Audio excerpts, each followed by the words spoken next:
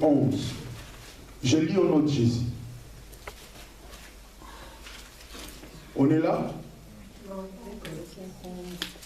2 Corinthiens chapitre 6. 2 Corinthiens chapitre 6, à partir du verset 11.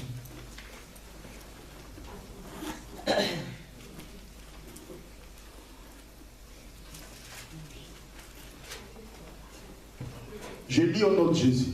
Amen. Notre bouche s'est ouverte pour vous, Corinthiens. Notre cœur s'est élargi. Vous n'y êtes point à l'étroit, mais c'est votre cœur qui s'est rétréci pour nous. Rendez-nous l'appareil, pardon. Je vous parle comme à mes enfants. Élargissez aussi votre cœur. Ne vous mettez pas avec les infidèles sous un joug étranger. Car, quel rapport y a-t-il entre la justice et l'iniquité? Où y a-t-il des communs entre la lumière et les ténèbres? Quel accord y a-t-il entre Christ et Bélial? Ou quelle part a les fidèles avec l'infidèle? Quel rapport y a-t-il entre le temple de Dieu et l'idole? Car nous sommes le temple du Dieu vivant, comme Dieu l'a dit, j'habiterai et je marcherai au milieu d'eux. Je serai leur Dieu et ils seront mon peuple. C'est pourquoi sortez du milieu d'eux et séparez-vous, dit le Seigneur. Ne touchez pas à ce qui est impie et je vous accueillerai. Je serai pour vous un père et vous serez pour moi des fils et des filles, dit le Seigneur Tout-Puissant. Que le Seigneur bénisse sa parole. Amen. Le thème que nous allons développer ce matin, c'est la séparation. Dis à celui qui est à côté de toi la séparation. La séparation. La séparation. La séparation. Pour essayer de développer ce thème, nous allons lire Ésaïe 41, verset 40. Ésaïe 41, verset 26-29. Qui peut me faire la lecture vite dans la salle?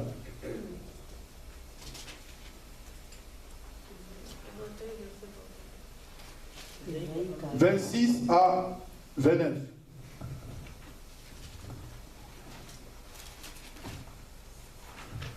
Avant de faire notre lecture et notre prédication, nous allons faire quelques lectures pour la bonne compréhension de la parole.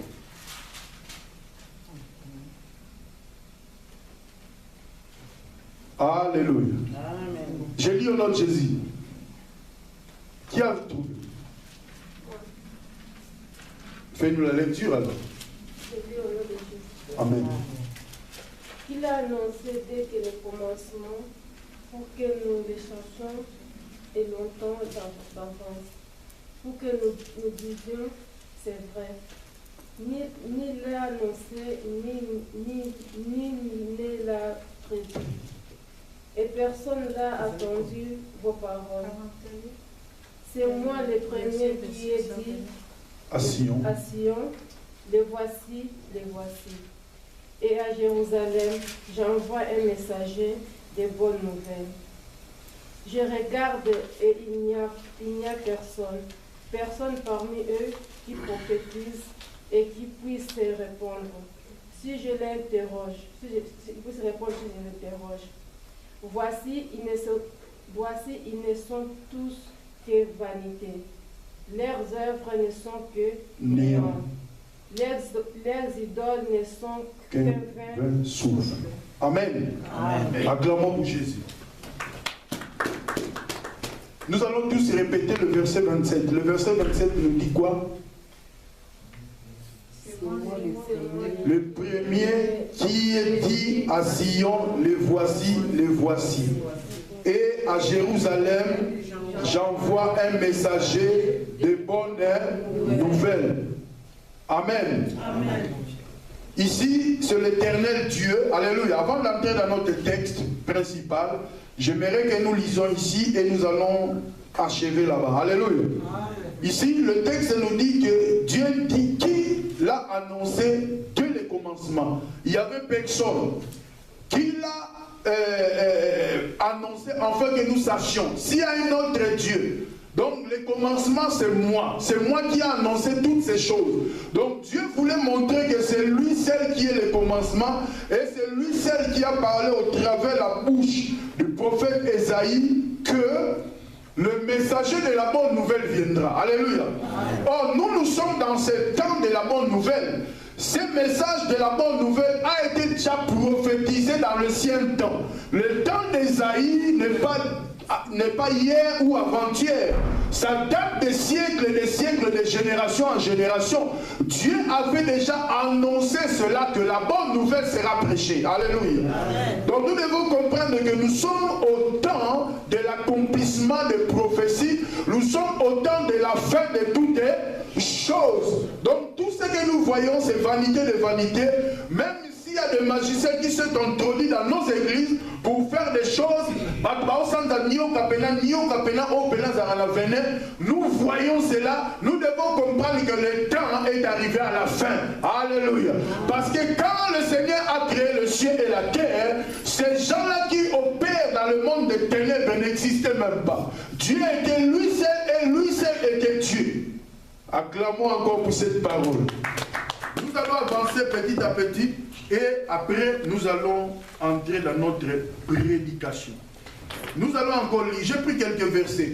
Ésaïe 52, verset 7.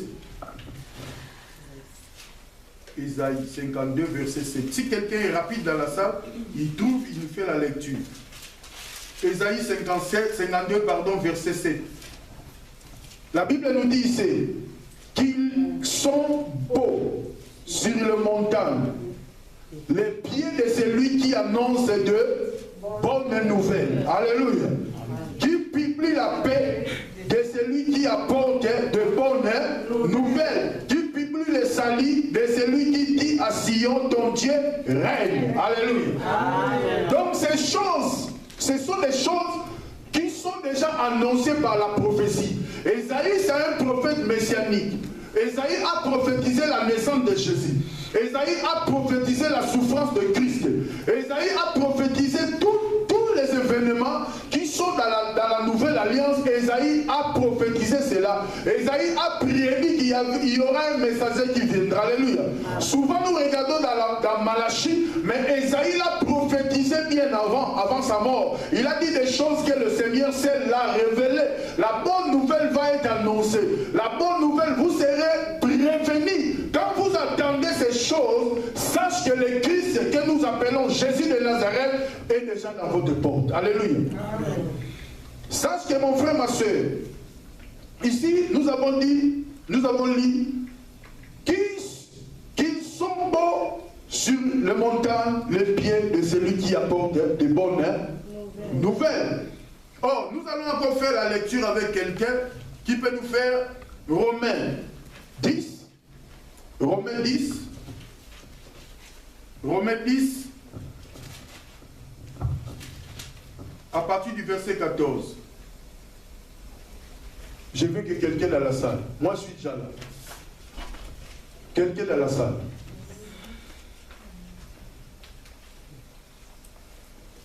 Au nom de Jésus. Oui. Comment donc invoqueront-ils celui en qui ils n'ont pas cru? Et comment croiront-ils en celui dont ils n'ont pas entendu parler? Et comment entendront-ils parler s'il n'y a personne qui prêche? Continue. Et comment y aura-t-il des prédicateurs s'ils ne sont pas envoyés? Selon qu'il est écrit, qu'ils sont beaux les pieds de ceux qui annoncent la paix. Attends, vous voyez ici, si on se comprend par rapport à la lecture, ici c'est Paul qui parle, alléluia. Amen. Maintenant Paul reprend le passage qu'on a lu à Ésaïe, la prophétie d'Ésaïe. Il le reprend, il dit qu'il est écrit, alléluia, qu'ils sont beaux les pieds de ceux qui annoncent la paix. Alléluia, la paix, cela veut dire la bonne nouvelle. de ceux qui annoncent de bonnes nouvelles, mais tous n'ont pas obéi à la bonne nouvelle. Aussi Ésaïe dit-il, Seigneur, qui a cru à notre prédication? Alléluia. Qui a cru à notre prédication? Aujourd'hui, mon frère, ma soeur, on vient de faire la lecture par rapport à cela. La prophétie a été déjà annoncée. Les enfants de Dieu étaient déjà prévenus par rapport à la bonne nouvelle. Les enfants de Dieu étaient déjà prévenus par rapport au messager qui viendra. Alléluia. Quand nous faisons la lecture, clairement, Jean chapitre 1, Jean 1, Évangile selon Jean. Soyons des lecteurs, alléluia. Amen. Jean chapitre 1.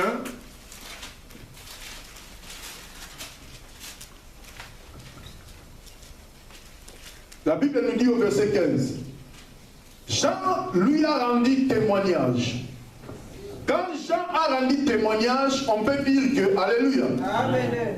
Jean a rendu témoignage l'an 0. Alléluia. Nous sommes maintenant 2018. Jean a rendu témoignage. C'est écrié. C'est celui dont j'ai dit, celui qui vient après moi, m'a précédé, car il était avant moi. Et nous avons tous reçu de sa plénitude grâce sur grâce. Car la loi a été donnée par Moïse, la grâce et la vérité sont venues par Jésus-Christ. Personne n'a jamais vu Dieu, Dieu le Fils unique qui est dans le sein du Père, et c'est lui qui l'a fait connaître. Voici le témoignage des gens. Lorsque les Juifs envoyèrent de Jérusalem des sacrificateurs de Lévi pour lui demander, toi, qui es-tu? Il déclara, et sans restriction, il affirma qu'il n'était pas le Christ. Et ils lui demandèrent, quoi donc? Es-tu Élie? Et il dit, je ne suis point. Es-tu prophète? Il répondit, non. Il lui dit alors, qui es-tu? Ainsi que nous donnions une réponse à ceux qui nous ont envoyés. Que dis-tu de toi-même?